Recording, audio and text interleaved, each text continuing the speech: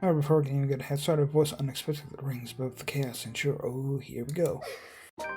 Here it is. Hello, this is your artistic wee friend down here. Welcome back to the ladder. If you're still watching it with me, playing it with me, you know what I mean. We're just gonna get straight back into it with the thing with Kylie. I think. I don't think I can spend any more time with Kylie considering how high strung I feel. So it is a good thing that Suarez came for her as soon as I've called, though it is earlier than the agreed upon time. Heavy voices, no complaint. The bastard even has a relief as soon as they left. Or at least I interpreted it as such from where I stood by one of the windows, not bothering to step out and greet the man. No doubt he still doesn't trust me around his spawn. Well, he has every right to be suspicious of me. I am a dangerous man after all. But to my chagrin, I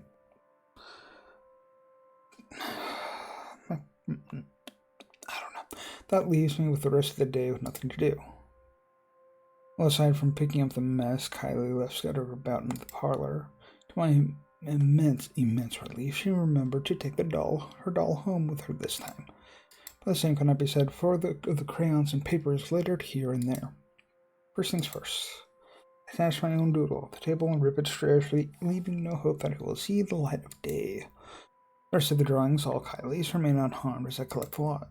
Though they have been stacked neatly on the table before, they must have been blown about when I saw Kylie off. And there are plenty of them. From cats and cakes to colorful rainbows and gardens, the child managed to make a lot during her morning here. There's one more that I have to fish out of the fireplace where it landed, expecting to see another one of Kylie's masterpiece.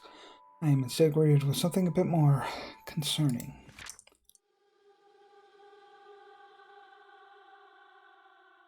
Oh. There's me and there's Kylie, the two of us, side by side, smiling as our stick figure selves stand in a nondescript field. Takako? Much I can discern without looking at the labels below the doodle's feet. But a third figure stands next to me in the drawing.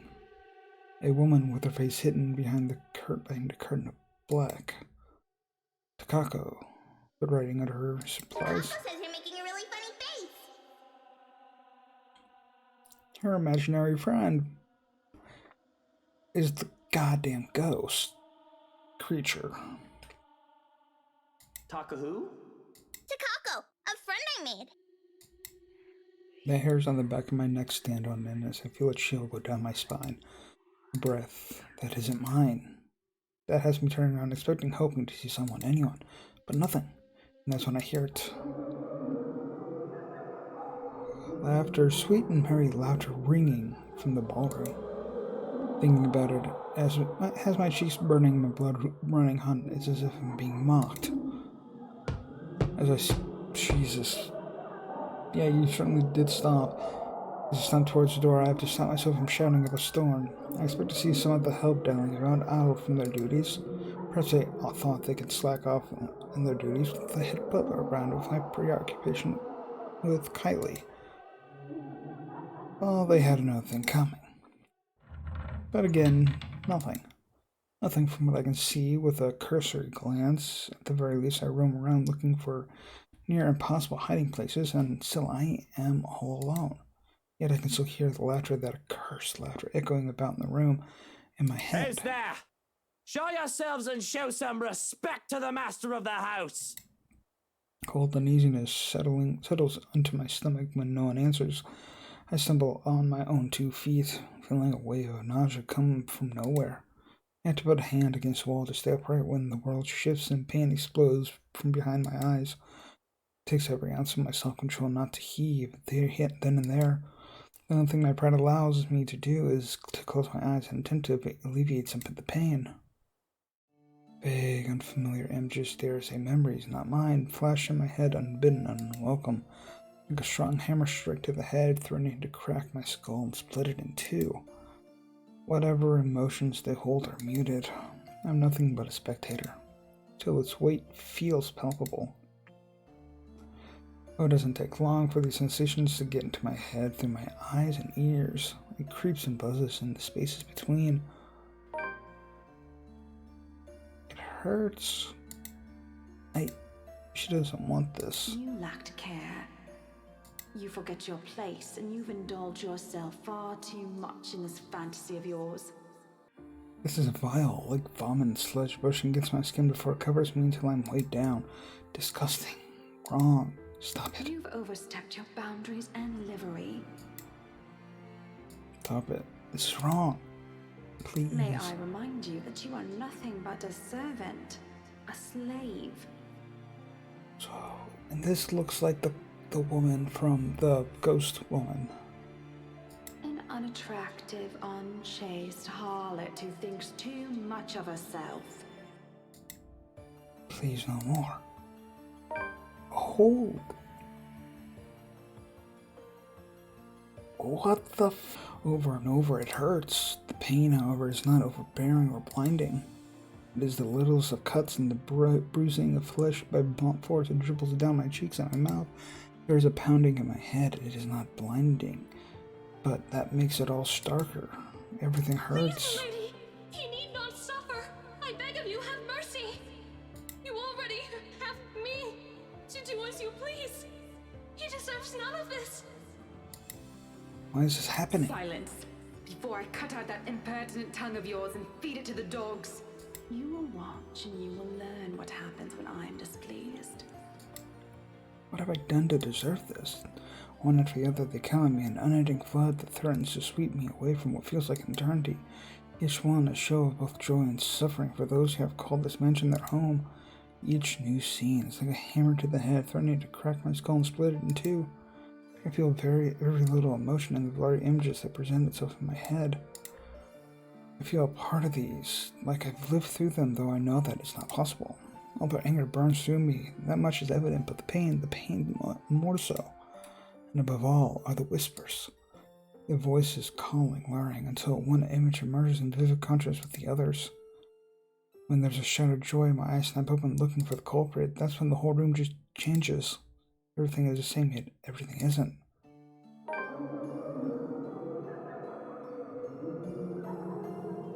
What the fuck?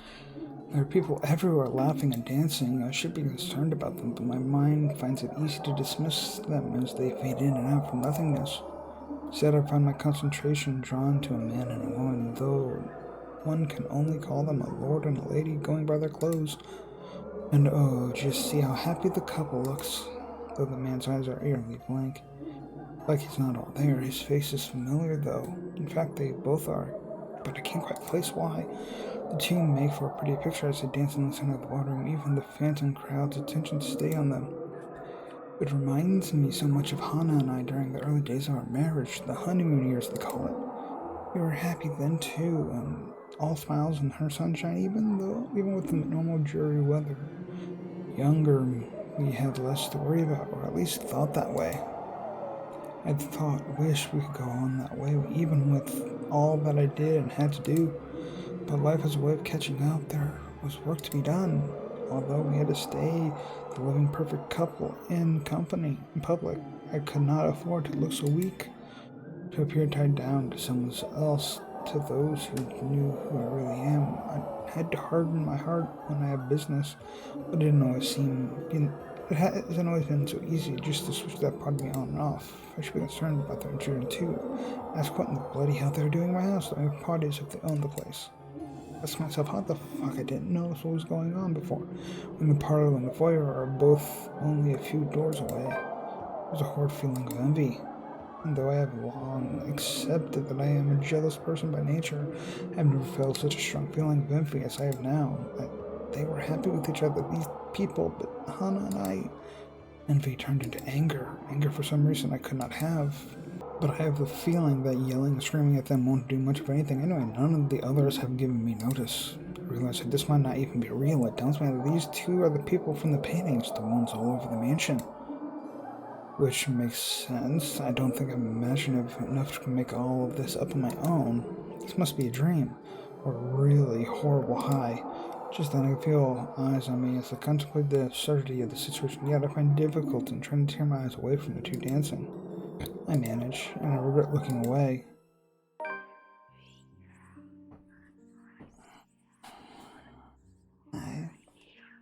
I The one from the garden stands beside me. I knew it. I can hear her rattling breath, menacing and chilling. Everything in me screams to run, but something pins me to the spot as she just looks at me, watching and waiting.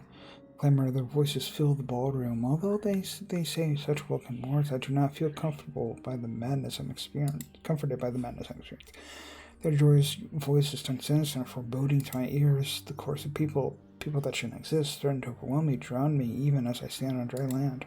The music still plays as the Phantom Quartet continues while I stand here vulnerable and afraid, but the dance has already ended. Afraid that it might just be tonight's entertainment. Attention is all well and good until bollocks like this goes down.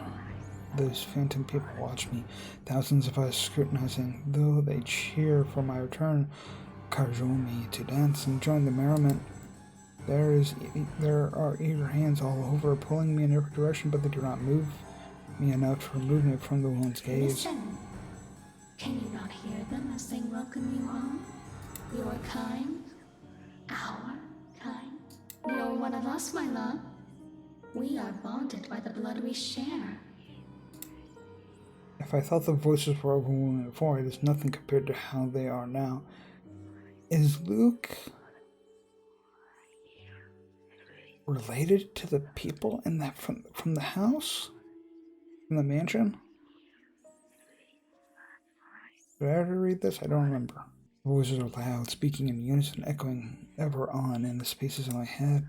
They welcome me back as if I've always belonged, as if I was meant to be here in the first place. They call me all of these titles and names that do not belong to me, and that man's face, the one with the empty eyes, flashes again before me, once fleetingly, like a new memory having burned itself in my mind.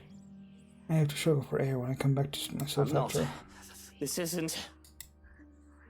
The welcomes turned into screams at my protest, pained and desperate pleas for my help, telling me that it is my duty to stay, telling me that I belong among them, to them. Gentle touches turned near threatening, the warning scratches and the baring of teeth by predators before they truly maim someone. My mouth goes dry as I struggle to speak, some sense in this hallucinatory madness, but I don't get the chance as they drown out my voice. Lord, my prince. At her words, there is a compulsion to stay. Though my heart races in my chest, the fear I should be experiencing refuses to register in my head. Mind and body war with each other, nearly tearing me in two. Oh, you finally returned to us. The compulsion to walk into her arms is strong. Whispers in my head tell me to go to her. They say that she is safety, she is home and heart. We have been waiting for so long.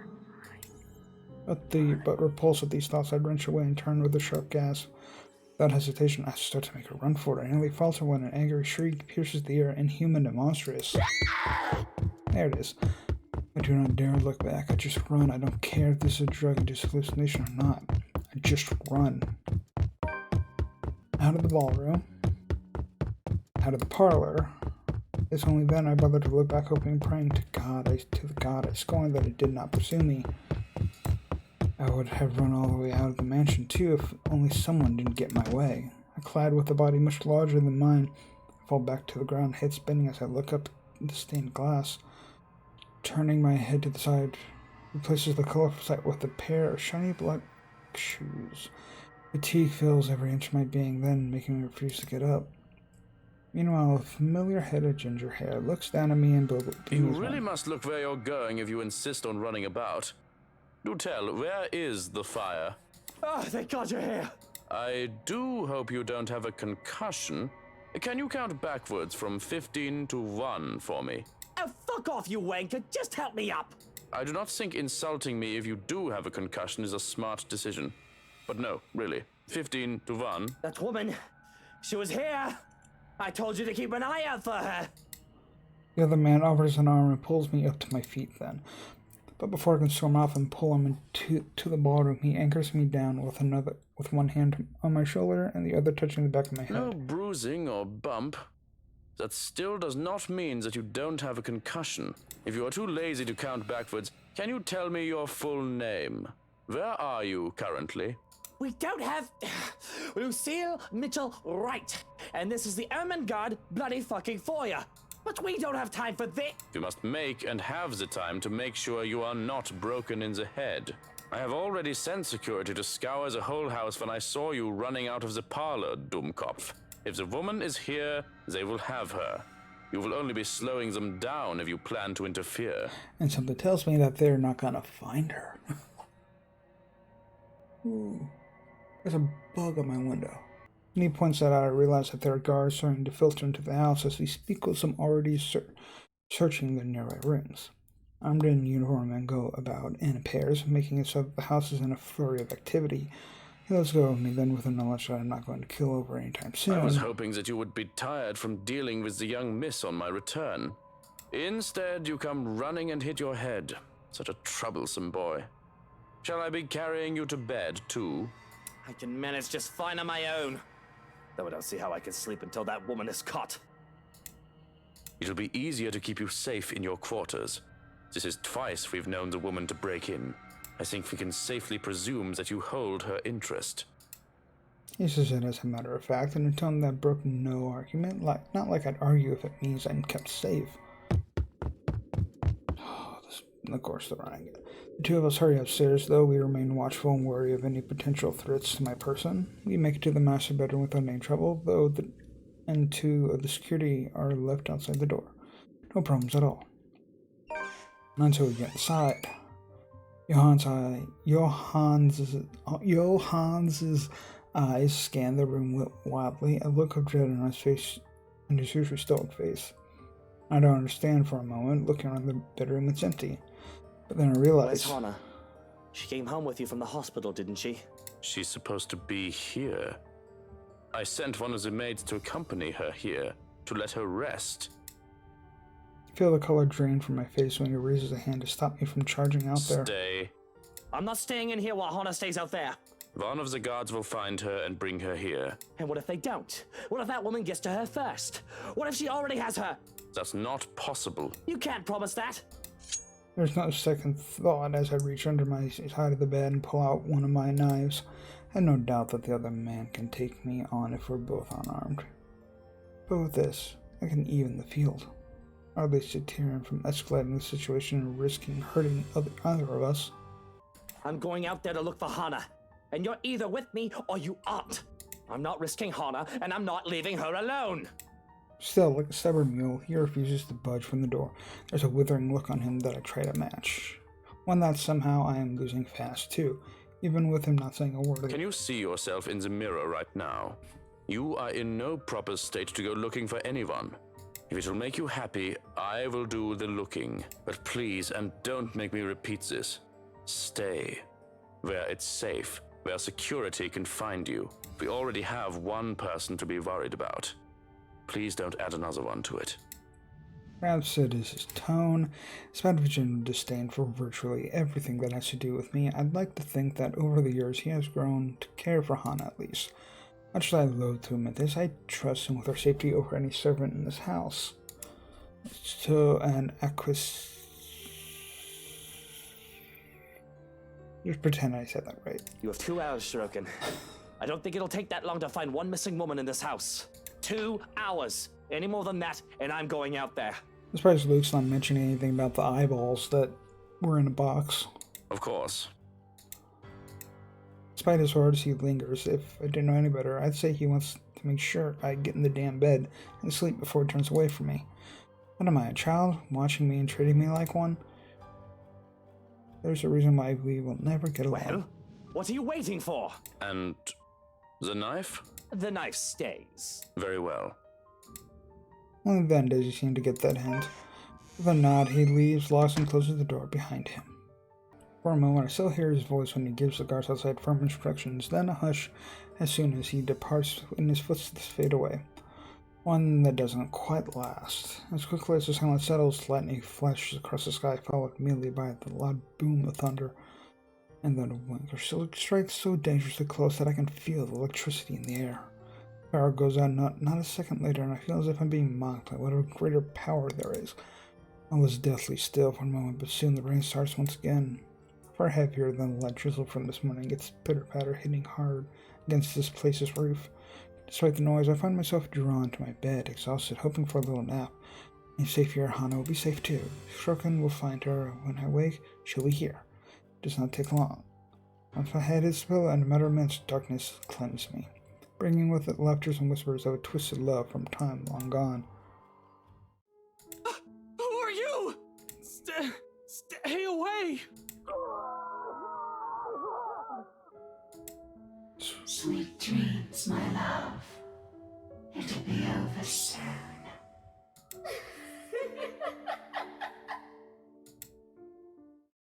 I'm tempted to keep going. Why does this sound very ominous? I'm gonna keep going for a little bit longer. Yet, in spite of the unfamiliar voices and unwanted touches from the shadows lurking in the dark, rousing is a slow, arduous process. Difficult, every limb heavy with lead, no matter my aversion for the words they murmur in my ears, and the sight of her horrid smile from afar, my body refuses to yield. I am at their mercy, beyond fathomable reason. My consciousness refuses the pull of the waking world, choosing to linger in the pits of a dream, gradually drawing me deeper into unknown depths. Somehow, even if it might mean I may never open my eyes, I allow them. You do not belong there, my prince. Not that I mind getting a few extra hours, of course. The bed's more than comfortable as it is. After an exhausting day yesterday, babysitting Kylie, the stress of finding an intruder in my own home, not to mention those bloody eyeballs they left. I think I deserve a little break, every once in a while. But especially after going through all that in a single day. I can only be on the receiving end of so many unacceptable things within a span of a few hours, you know. As gracious a host and person I am, it's not. My patience has its limits too. Although there's still that problem with Hana, I haven't forgotten that, of course, but that's why I hired Shroken. He's competent enough. He won't even last a day in my service if he's any lesser than those half-wits who think they can deceive me with sweet words.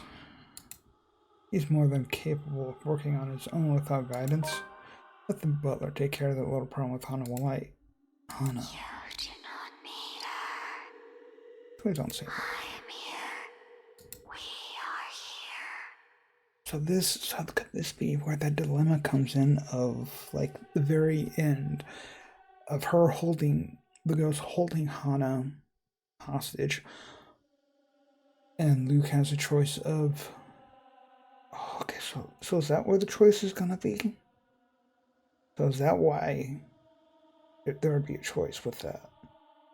Interesting. This is where your home is. You belong for the blood we share. Come back to us. How long has it been since? Johans has never taken this long before. Surely there should have been an update by now, right? So why isn't there? Please don't go. Bloody hell, the cretins I've surrounded myself with. And isn't that enough reason to force myself out of bed? As it has always been that case.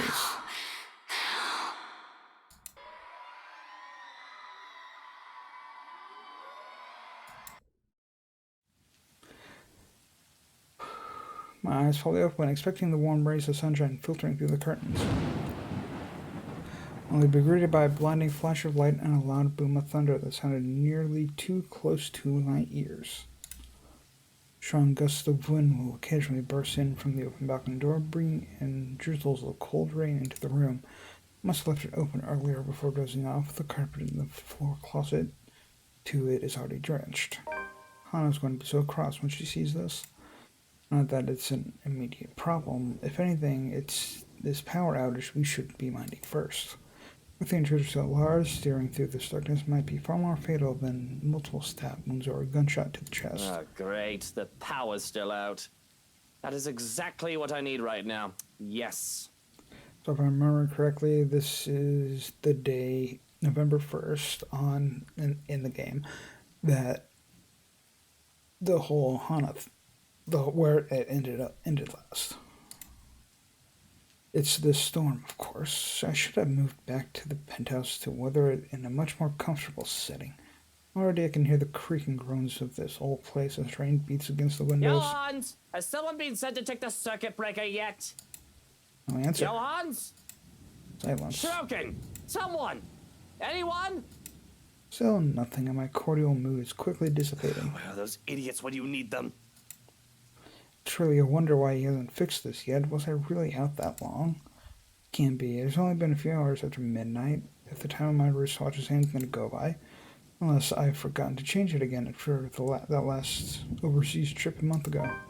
But the delay is understandable if he went looking for Han as he promised. But bloody hell, my safety is also at stake here. Cursing, I stay still, letting my eyes dry and adjust to the darkness while my hands fumble for my slippers. If the butler isn't going to fix us, I may as well order the security posted outside to do it. Probably just a blown fuse, and only the brain can repair one. Wrapping my jacket with footwear finally on, I make for the door. Although in haste I pause briefly when a gleam catches my eye out on one of my drawers underneath the clutter of Yatoris. The muzzle of a gun peeks out. Anna has never openly commented on my position of it, but I know she does not approve of it, knowing the bloody firearm policy in this nation. Of course, I have not found much use for it in the 7 years we've been together, otherwise she would have already had it thrown out years ago. Doesn't mean it wouldn't be useful right now. Without second thought, I seize it, sending the stuff piled above it on the floor. Whatever. I'll get to it later. This blackout problem should be resolved first. Right next to my missing security detail, as it turns out. Where the fuck did everyone go? There were two, weren't there? Stroking had two blokes posted to stand guard for the night. I might be panicking for a bit earlier, but I'm quite sure I haven't gotten delusional yet. What, did both of them decide to take a break because they think the master's already sound asleep and won't be looking for them? Damn nitwits. I know assassinations happen very rarely these days, and even less in a peaceful city like Luxburn, but bollocks. There's been a woman going in and out of this place uninvited who may or may not want to put a knife in my back. And another peasant managed to break into this house just the other day. Isn't that enough reason to stay on alert? Pretty certain Shrokin wouldn't just enlist their help just for this power outage, only to have me unprotected. We have a difficult friendship, so to speak, but I doubt the man is an opportunist. I'm holding the lives of his family in my hands, after all. He knows what I'm capable of doing. He's not stupid enough to do anything that will endanger them and save only himself. So where then? Only my footsteps echo along the dark passage, and I am left gripping the handle of my pistol for some support. Without proper lighting, and with the storm still raging outside, the stories I've heard about this place seem to have some truth to it. If I'm reaching and wish to entertain myself for a bit, I'll say there might also be ghosts whispering in my ears, calling. Of course, it's just the wind and the trees rustling outside. Nothing good will come of allowing these thoughts to linger when problems are piling up in front of me one after another. Especially with the greeting once I get to the foyer. Oh, is this gonna be the... is this where we're gonna get to? Though it's dark, the large window illuminates the area much more easily than any of the other rooms, and from where I stand at the top of the stairs, I can easily make out their forms, recognize them even. Here we go. I was just gonna stop, but I don't know. I feel like I should just keep going with this. It's all gone crazy when these intruders come into my house. I'm no stranger to a cop playing dirty. The smart ones knew that neither life nor criminals are going to play fair, but Lily, the estate agent, she doesn't seem the sort. Not to mention Mint. Hannah trusted her. I trusted her to be a professional at the very least, for fuck's sake. Well, what have we here? If I were any less sober, I'd say this is the beginning of a joke. Bloody trespassers, what is wrong with these people?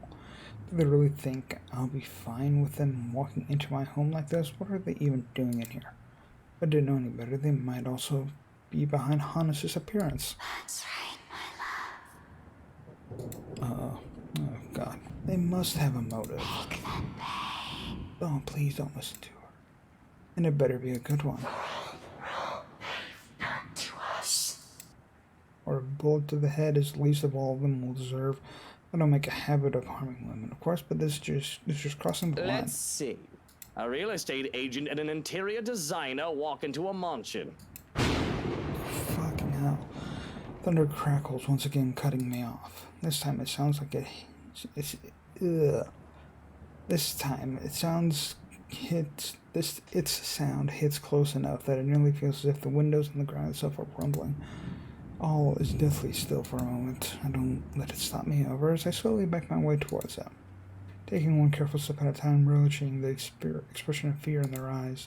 I suppose there's something ominous in this setting, with the heavy rain outside and the lack of light here. I kinda like it, to be honest. Add something to the atmosphere. I suppose I must look like the villain now. But short of me getting close to them, a noise to my left distracts me, briefly halting my movements while curiosity takes over every murmurs in my head. And it's a good thing, perhaps, that I did, because as soon as I look up, I see him. The detective from a few days ago, the one Lee mentioned, just as he's about to jump down from the furniture that has somehow ended up piled and blocking the door to the parlor. What happened there? Did he really think it's alright to do that in other people's house? Loud. Teach him, my lord. Put him in his place. My hand's already moving before any rationale can stop me. Fingers firm on my gun when I finally release the safety from it and take aim. Not at him, but at his friends. They are his, aren't they? Why else would they be here, together? Doesn't matter, I know that his kind follows some form of moral standard. He won't let an innocent be harmed, especially people he cares about. My finger on the trigger is more than itching to shoot, but I hold back. Sure, I could have simply taken aim at him. More than seeing him bleed, I want to see the expression on his face once he realizes everything he's doing is futile. He's trapped. Lives are in my hand. His lives in my hand. Had I known there would be a party in my own home tonight, I would have opened a bloody bottle or two. People these days, in my own home. Can you believe it? I feel so left out. I can tell the exact moment the realization dawns on him. A short second of his body freezing and blood draining from his face as soon as his feet hit the floor and he looks up. Ooh. Okay, he's already a prey. Trapped by his own recklessness. How pathetic. And really, Lily, even you. Sir, this isn't what you're thinking. Something's going on in this mansion. Well, obviously, why else would people be trespassing in my home? What's your excuse? Checking back if your clients are doing okay? Is that it? Is this what this is? Oh, we're doing good, by the way. Sir, please. Oh, please, what? We need to get out of this place. You need to leave. Tut, not a good enough excuse, darling. You people are the ones who need to get out of my sight. Don't worry, I might consider pressing lighter charges for the woman. Can't say the same for Feathers here, though. But really now? I swear, people need to stop breaking into my house! This is how you want to start the week. Why don't we just go with a bloody massacre if we want to surprise people in their homes, huh? It's just a passing remark, or something stupid enough to do something that'll bring negative attention to myself. Reputation and all that, I can't just risk it. Thought of having dead bodies here, ones that I'm not even responsible for, they're the ones who trespassed. It's already quite too much. It's literally be overkill, especially for someone like me. Nevertheless, joke or not, Feathers wastes no time drawing his own gun at the slight wave of my own, even if he knows it's already too late. Now back to this. Still he glares at me. Still he fights back. Now, Feathers. Manners. You're in no position to be pointing that gun at people. There's no desperation in him like I'm hoping, just an annoyance flickering shortly before being hidden underneath the challenge. The likes of him are the kind of people I hate the most. Even with their failures already glaring down at them, mocking every worthless move they make, they have the impudence to stare people in the eye. Why don't you put yours down first, and then we'll talk about manners. Oh, he talks back. The gall! You know, your kind pisses me off so much. Annoying most of the time, like a damn pest you can't be rid of. But to some degree it is commendable. I give him that, after all, we're almost the same in that regard, almost. I'm still the better person, of course. He tells me to put the gun down, but I see no reason why I should. I'm a homeowner in defense of my own home. I have the right to, I'd like to think. Questionable permit, a firearm aside.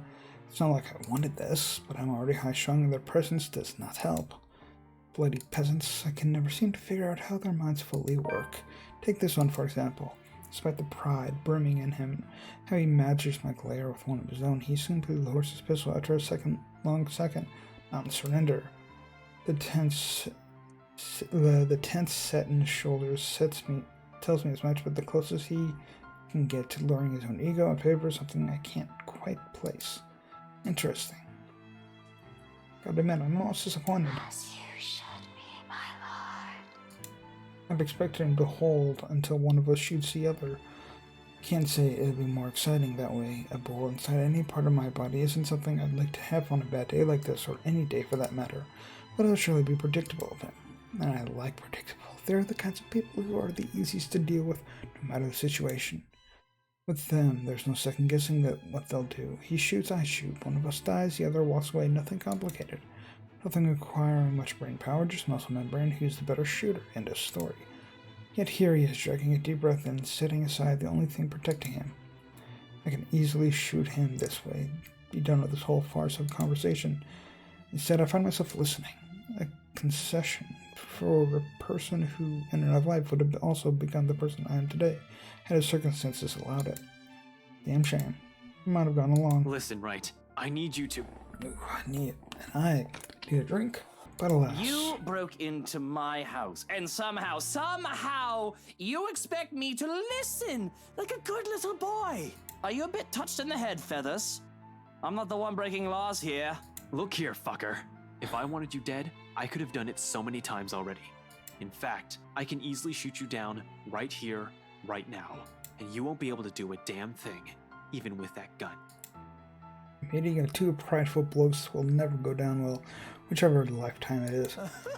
I can only laugh at his audacity, his lack of shame and fear, even facing the business into my pistol. You know what I'm thinking right now? In another lifetime, we would have probably gotten along well. The best truth I can offer him. Not many people, those who have cited me, in particular, lived this long to see it. You should be grateful. You're already gracious enough, allowing him to stand in your presence like this. God, I don't like him. Especially when he has a lot to answer. Preferably right now, because as generous as I have been so far, my patience has limits, and my amusement can only last for so long. In 2 steps, I'm standing in front of him, grabbing him by the collar and resting the cold muzzle of the eagle against his temple. He'll end up a pretty smear on the wall this close. Teach this loud a lesson. What is it that you people really want with me? This is the 3rd time this week, and I'm really getting weary of this little game. Did the NCA send you to apprehend me? Or has somebody paid you off to kill me? So it's good to know that whenever he's talking about someone breaking in, he's talking about Zach. And he's talking about, what did Kylie call her? Takako? Yeah, so interesting that having his point of view kind of changes the way that kind of what his wording means now. Which one is it, Feathers? Mind you, my arm's getting tired. Better answer quick if you don't want to beat the business end of this gun. And he knows it. Of course he does. He's a trained officer, isn't he? Not many bother to be as cautious as him. One glimpse of my handgun safety earlier is all it took for him to see business. Similar, too similar. We're too alike in so many little ways, it's funny. Down to the fact that he doesn't even flinch no matter how heavy the threats in my words are. Even knowing one flick of my finger on the trigger will be enough to end his sorry life, he should have caved in by now, started begging like so many others before him. Instead, he throws more virtual, adds more kindling to a fire already burning. I'm not with NCA. I'm just here to help. There's something else in this house, and we're all in danger. You have to believe me, right? You need to let us go. You need to get out of here before it's too late. If you want to keep your sorry ass alive, you'll listen to people with more brain cells than you. Igniting it farther to that, I can't help but return it to him with equal fervor. We don't need it. Oh, they didn't speak. Normally they would have spoken that line. The whispers. We don't need him, my love. Why, you insolent! We both decide to move in that moment, both our bodies tensing, each of us racing to get ahead of the other. However, before we can even get a head start, a voice unexpectedly rings above the chaos, and sure, oh, here we go. Here it is. Help me. Please. I've always been cautious and careful, cutting off trouble's head before things can escalate from Abel. That's why I deal with the likes of Harvey, Suarez, and Johans. For all who we are, for all the enemies the likes of us can make, such a thing has never happened before. Because I do everything, I make sure it doesn't happen. But to see Hana in danger, I don't quite know how to feel or what to do. Of all the times for there to be a hostage situation, if this is even one way now, good fucking god, what is going on here? Help me. Please. Please make it stop. I think death would be preferable, and my sense of self-preservation was shot to high hell. It would deprive me of my choice and responsibility in the matter. I don't want to think about how fast my heart beats so that I hardly hear anything other than my own heartbeat and her pleading. Please. They're in my head. Screaming. It hurts so much. Let me just... Oops, sorry. I just feel like I should save. Something tells me I should save. What do I do? What can one do against someone holding your life in their hands? The woman that looks more monster than man, when her expression turns into one of amusement and her horrific laughter fills the air and torn apart. Just mindful, listen, Hana's in danger because of me. Everyone I love always ends up hurt or worse, and even when I chose to let her go, she is no exception. Hana's unbroken begging makes it all much more painful because I still love Hana, I really do. But will I really endanger myself for a woman who might not love me back anymore? So something in me dies a little when that woman laughs as if this is all some sick joke. Her smile taunts me, filling my head with laughter and rage until I can barely think over the cacophony in my head. The way the woman looks at me, it's as if she's watching, waiting for my next move. Please. Someone. Anyone. Help me. This is crazy, and I don't know what I should do. I know for a fact that one shouldn't aggravate a hostage taker, there is no winning an argument with someone who holds a life easily taken. But I need to do something, right? Ooh. I knew that was going to be a choice. Just have to... I mean, yeah. Of course Hana's coming up. What am I doing? Why am I even hesitating? I wouldn't go so far to claim that I'm any sort of decent human being. I realize now, too, that I may not have been the best husband one could ask for, but she's still my wife, and even if she wasn't, she's still Hana. Can I really live for myself if I just stood idly by while she was in danger? It doesn't change the fact that this is all fucking insane, of course. Having all these intruders is crazy to think about. Going at this thing is crazy. I can hardly classify it as a person in my eyes. Perhaps a maggot that needs to be crushed under my shoe, just like the rest of this story. But a person? Hardly. But I cared for none of it. I cared none for any of it. That didn't matter. All that matters is that Hana is in danger. The cold pours over me, freezing me in place once more when I try to make demands. I have to take deep breaths, grip my teeth, and steel my fists to even find the courage to speak up. Let go of her! Don't hurt her! Whatever it is you want! Just don't you dare hurt her! And if my voice isn't as firm as I'd like, it doesn't matter. I will beg and plead if I have to. On my knees and bend my fucking proud neck and maybe even break it just to make sure she's safe. I don't know what I would do if anything happened to Hana. The cold stillness is gone from my body and my very skin feels like it's on fire, and I have to shout, scream at her when Hana continues to cry out in What pain. do you want? Money? Is that it? I give you however much you want. Luke, please make it stop. I want it to stop. Just stop whatever it is you're doing to her. Can't you see she's hurting? So I'm gonna not see her. I cannot stand for this. The way Hana's speaking, it sounds like she doesn't see her. Let go of her! Now! I say it with such a ridiculous conviction, and of course she won't listen. I watch she has the upper hand here. There's no reason for her to do as I ask.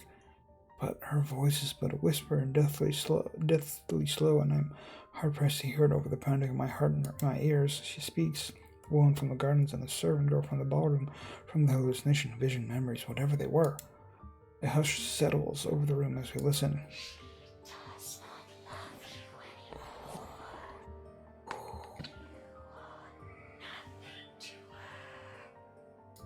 And you wish to have him back. Can I just get a drink? God damn. There are no second thoughts. Be that as it may, I still love her, and I will make you rue the day you were born if you don't let her go. Oh, I don't like that achievement. Though her expression doesn't change, I have this most awful feeling that it wasn't the answer she was looking for. I can see how the one finger's tightened around Hana's throat, hear the hitch in her breath, and I fear that I made the worst decision in speaking out. I didn't think she would listen, yet she does. A hand on Hana's back sends her falling down the stairs. I move to catch her, and that sends us both sprawling at the foot of the stairs. With my back to the ground and her on top of me, pain doesn't even register in my head. All I can think about is Hana as I pull both of us off the ground and away from the stairs, away from her. Are you alright, Hana? Are you hurt? It takes much too long for my liking. Before she speaks, all she's able to do for a moment is whimper in pain, a hand by her to her throat. And when she does manage to speak, her voice is far too faint along with the hold she has on my arm.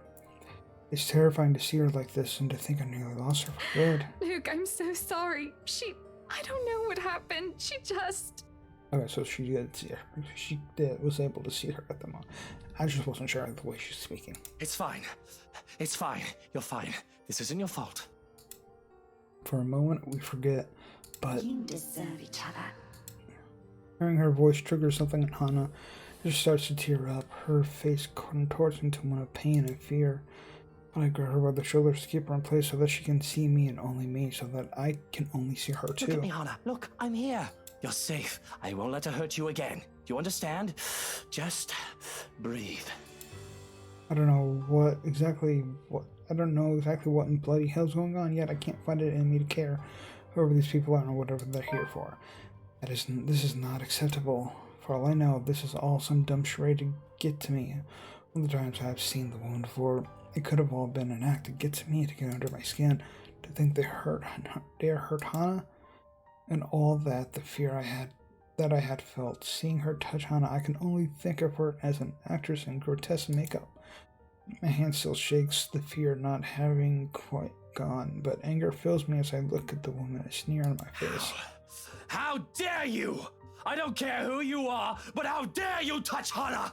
I want you out of my house! Out before I call the police and have you put away for the rest of your miserable life!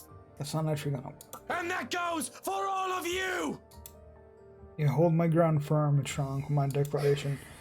With the nerve of her, she just laughs in my face. A terrible, dreadful laugh that makes me feel as if there are ants crawling on my skin and maggots squirming into my ears. You are telling me to get out of your house?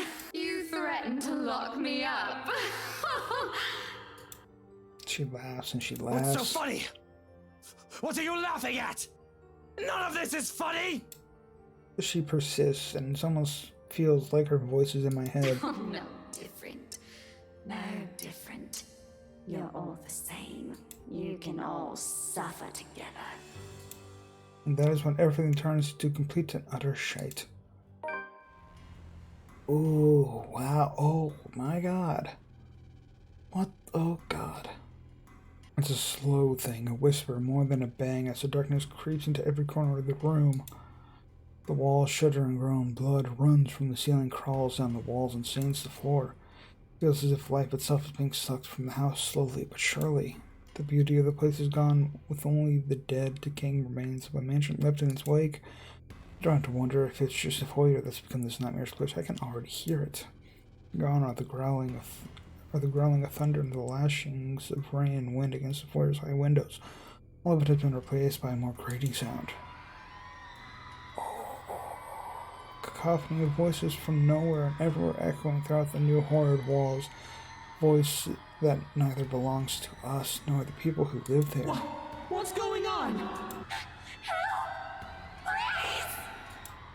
All throughout the house, shouts of alarm and surprise ring out, a mirror to the horror creeping up in each of us. Who wouldn't be shocked? This is insane. At the sight of it, Lily trembles, hugging herself closer while Feather stands protectively in front of her. Brave of them, I have to admit, to put himself in the front line like that. Though it doesn't necessarily mean he doesn't feel the same fear as the rest of us, something I don't blame him for. There seems to be no end in sight to this insanity. If anything, it feels like it's like it's the beginning of the end. Oh my god! Please, somebody, anybody! Who are you? Stay away! No, no, no! Stay away! Stay away! I'm not afraid of you, you spook. This is one Scotswoman. You aren't getting into an early grave without a fight. Rebecca. No! She's here!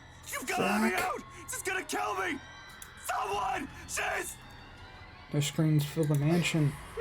She laughs all the while, a harsh, agonizing sound that goes on for what feels like forever. Until there is nothing but silence, her horrid smile and pale hands reaching out to me, calling, beckoning, pleading. I'm terrified, I really am, like I should be, but I have never been one to truly stay afraid. I've long learned that fear will not get me anywhere. Carrying on a corner doesn't keep me safe, and it will not keep me alive. Not like rage does. I've learned to use this burning hate inside of me to survive. There is no difference now. Stay away from me! Why?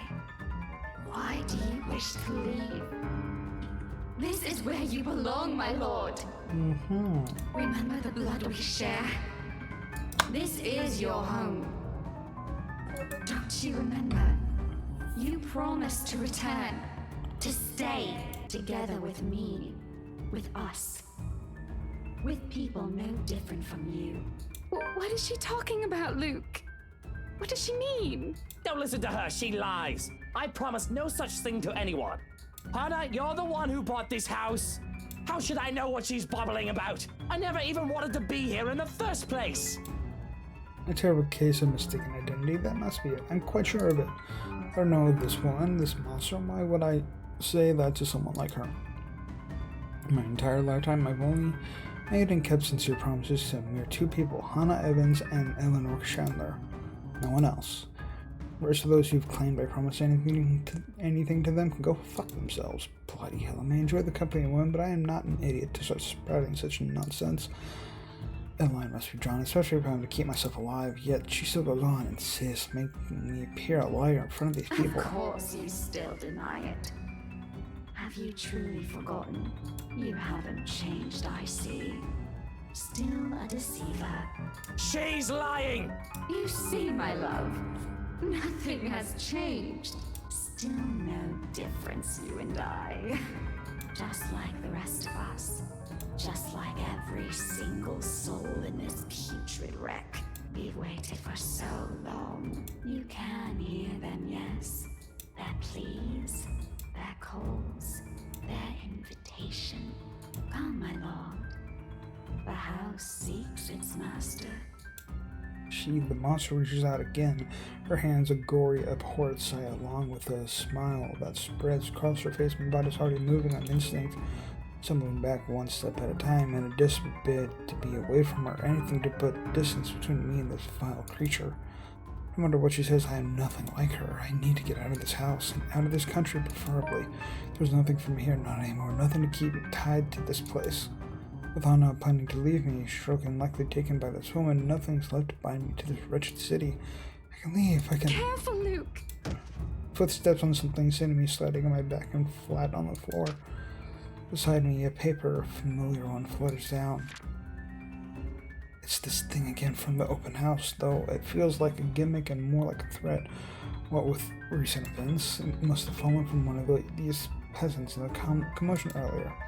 For a moment, they appear conflicted to see it in my hands, but wisely keeps their opinions to themselves, leaving the damn thing to simply bear its grisly message for everyone in the room to see. Help me, help me, help me. Is this it?